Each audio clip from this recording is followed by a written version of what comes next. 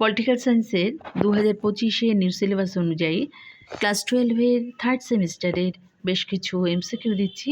এক্ষেত্রে আনসারটা তোমাদের সম্পূর্ণভাবে তৈরি করা, অর্থাৎ 4টে অপশানের মধ্যে একটা তোমাদের অ্যান্সার লিখতে হবে, কিন্তু এক্ষেত্রে আমি পুরো লাইনটাতেই একেবারে অ্যান্সার তৈরি করে এটাকে তোমাদের দিচ্ছি, এটা তোমরা মুখস্থ করো।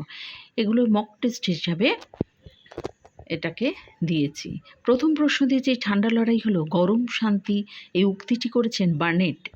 নেক্সট দিয়েছি জোট নিরপেক্ষ আন্দোলনের জনক বলা হয় জওহরলাল নেহেরুকে। এনপিটি স্বাক্ষরিত হয়েছিল 1968 সালে। নেক্সট দিয়েছি বিশ্ব নিরাপত্তার ধারণা উদ্ভূত হয় 1990 সালে। ভারতের লৌহ মানব বলা হয় সর্দার বল্লভভাই প্যাটেলকে। এটা কিন্তু মোস্ট ইম্পর্টেন্ট প্রশ্ন। নেক্সট হচ্ছে মোহাম্মদ আলী জিন্নাও হলেন দ্বিজাতি তত্ত্বের প্রবক্তা। নেক্সট ধর্মীয় সংখ্যাগরিষ্ঠতার ভিত্তিতে বিভক্ত হয়েছিল গুজরাট ও রাজস্থান।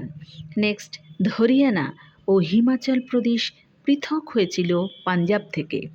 নেক্সট ভারতে দলত্যাগ বিরোধী আইন পাশ হয় 1985 সালে। এটাও কিন্তু মোস্ট ইম্পর্টেন্ট প্রশ্ন।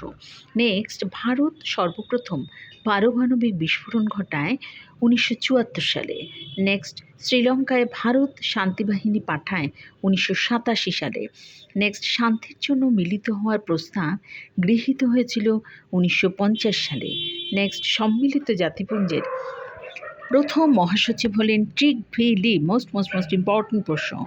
নেক্সট যারা স্বেচ্ছায় তাদের দেশ পরিত্যাগ করে তাদের অভিবাসী বলে। এটাও কিন্তু মোস্ট ইম্পর্টেন্ট প্রশ্ন। নেক্সট ভারতের সঙ্গে যে দেশের বিবাদের বিষয় কাশ্মীর সমস্যা, তা হলো পাকিস্তান। নেক্সট ভারত ও চীনের মধ্যে পঞ্চশীল নীতি স্বাক্ষরিত হয় 1954 সালে।